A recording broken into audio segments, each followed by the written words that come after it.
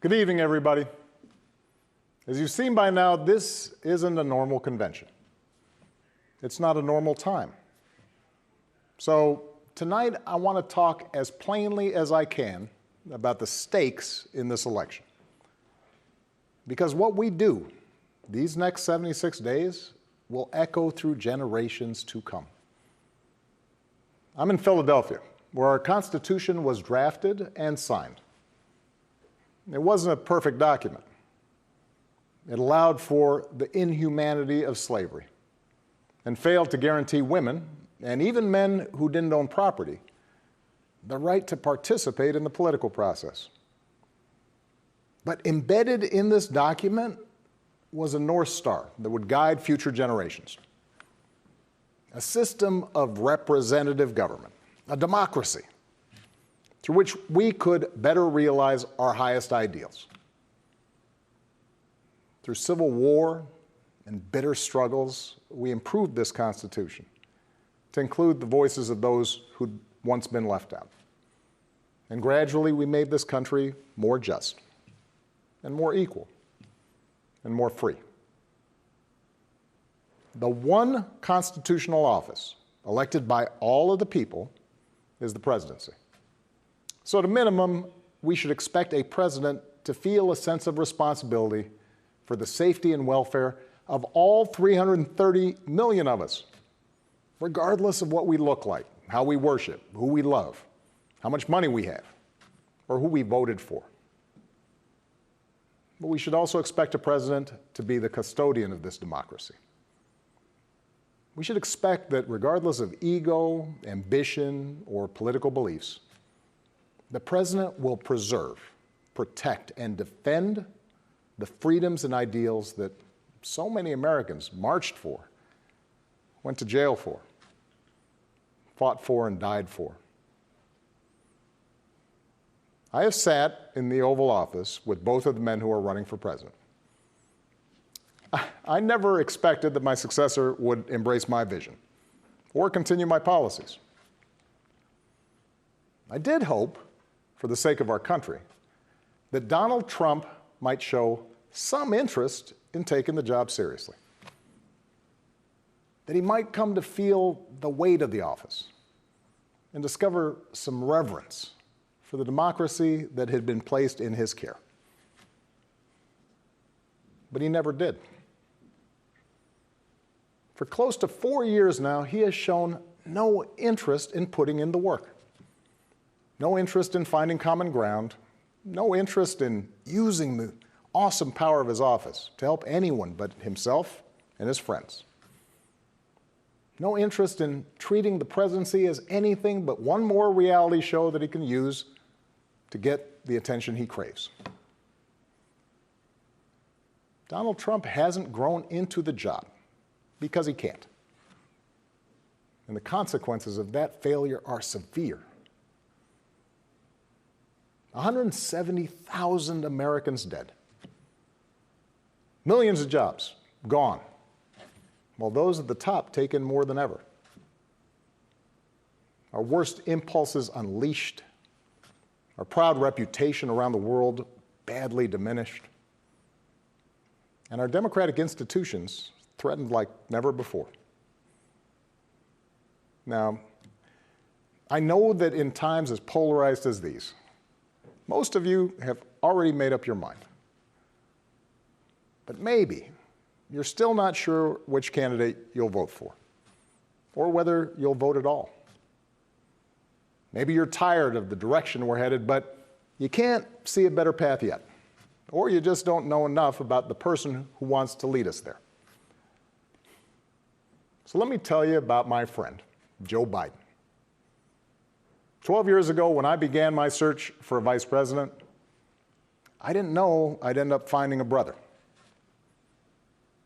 Joe and I come from different places, different generations, but what I quickly came to admire about Joe Biden is his resilience, born of too much struggle, his empathy, born of too much grief. Joe is a man who learned early on to treat every person he meets with respect and dignity, living by the words his parents taught him. No one's better than you, Joe, but you're better than nobody. That empathy, that decency, the belief that everybody counts, that's who Joe is. When he talks with someone who's lost her job, Joe remembers the night his father sat him down to say that he'd lost his. When Joe listens to a parent who's trying to hold it all together right now, he does it as a single dad who took the train back to Wilmington each and every night so he could tuck his kids into bed. When he meets with military families who've lost their hero, he does it as a kindred spirit, the parent of an American soldier, somebody whose faith has endured the hardest loss there is. For 8 years, Joe was the last one in the room whenever I faced a big decision. He made me a better president, and he's got the character and the experience to make us a better country.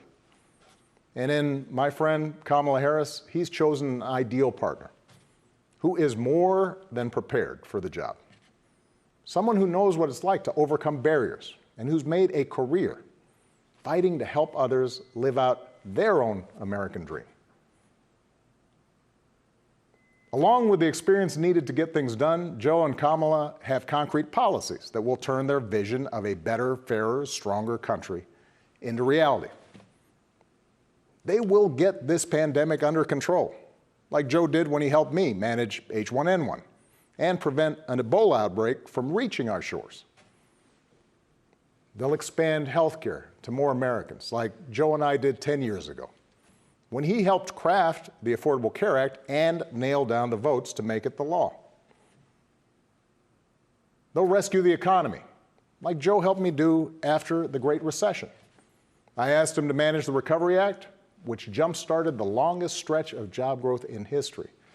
And he sees this moment now, not as a chance to get back to where we were, but to make long overdue changes so that our economy actually makes life a little easier for everybody.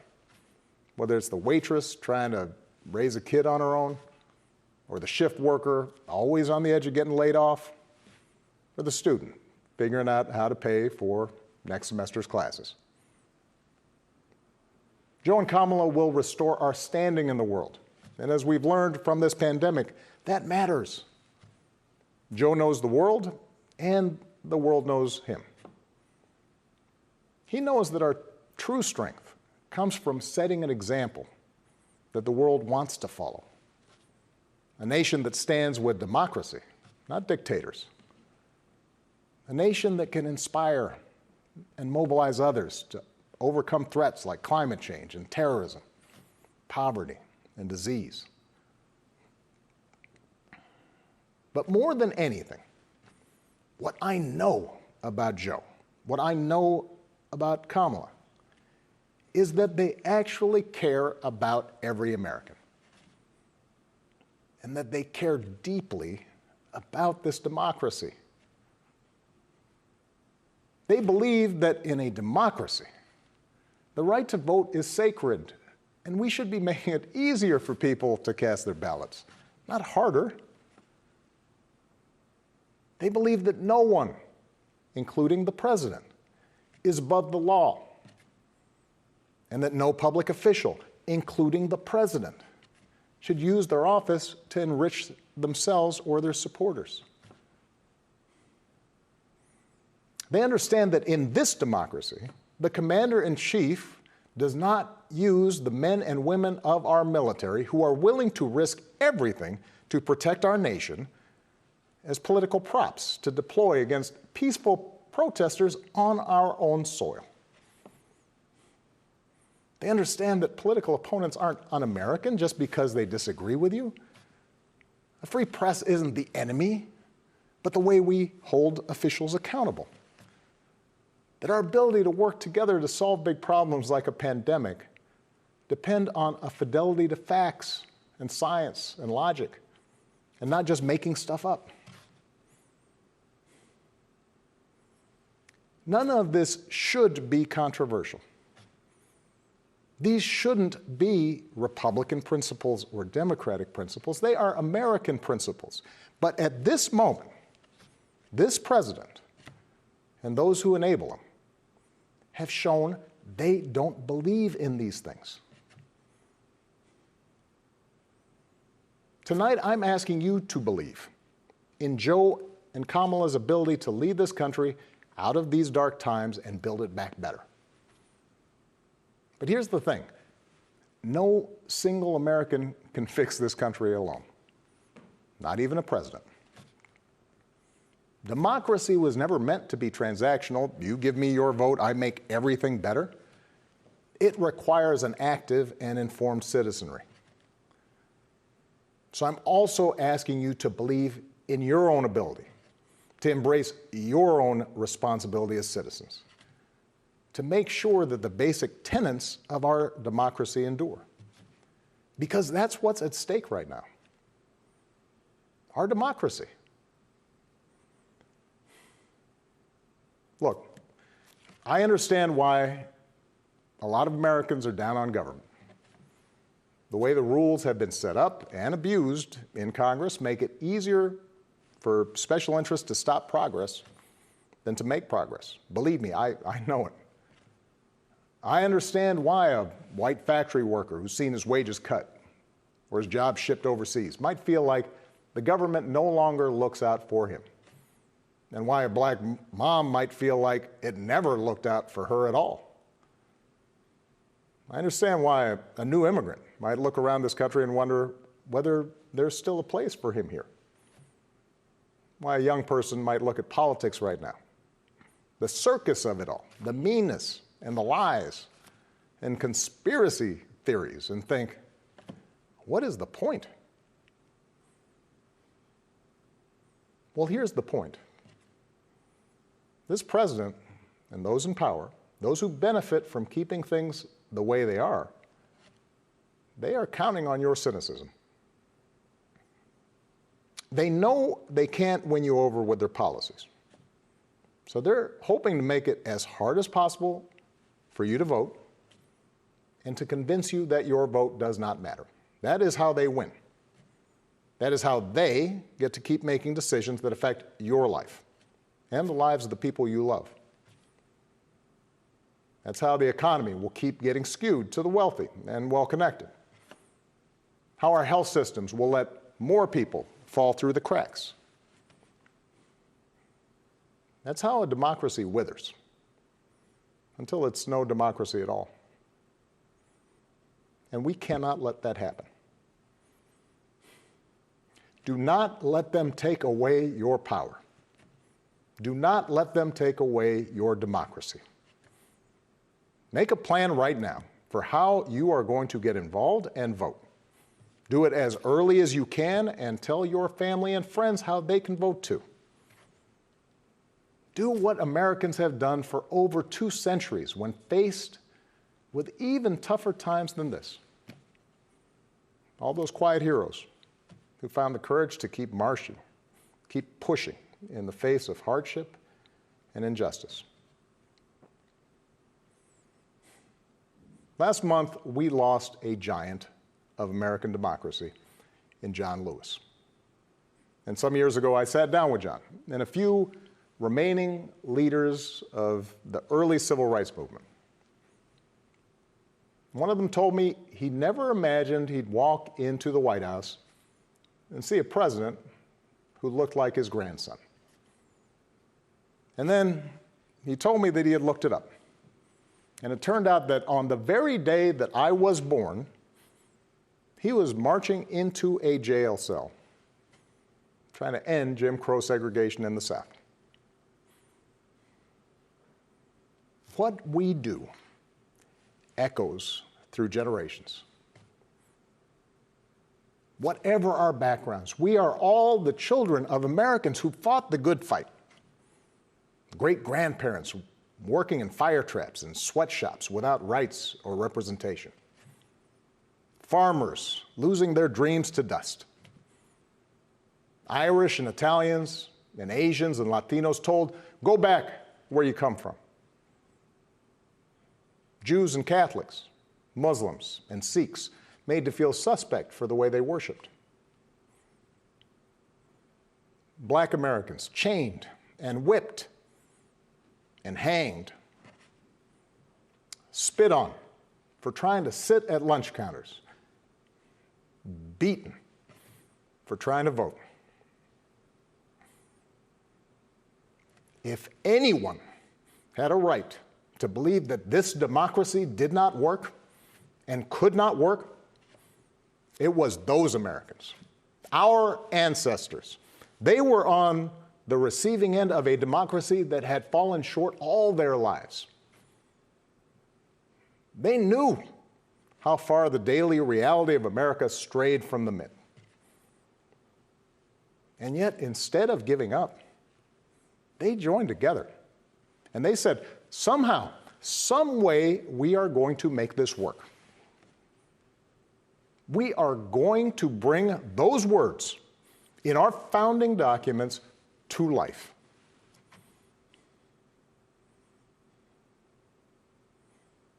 I have seen that same spirit rising these past few years.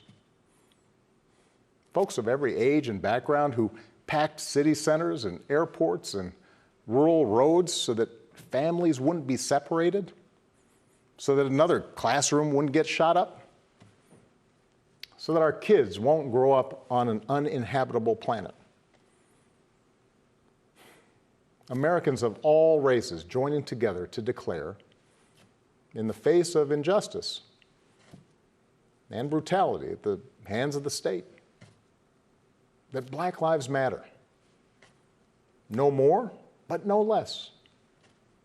So that no child in this country feels the continuing sting of racism. To the young people who led us this summer, telling us we need to be better, in so many ways, you are this country's dreams fulfilled. Earlier generations had to be persuaded that everyone has equal worth. For you, it's a given, a conviction.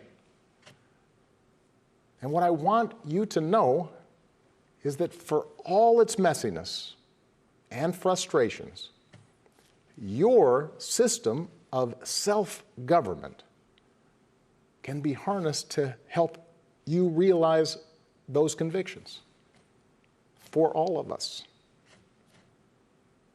You can give our democracy new meaning.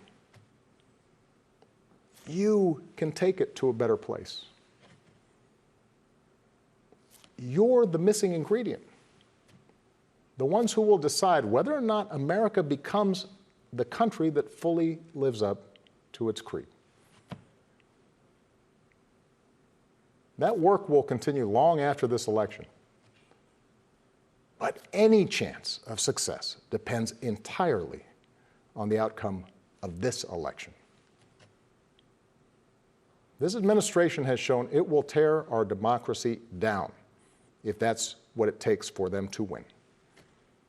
So we have to get busy building it up by pouring all our efforts into these 76 days and by voting like never before for Joe and Kamala and candidates up and down the ticket so that we leave no doubt about what this country that we love stands for today and for all our days to come.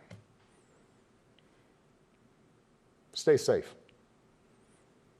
God bless.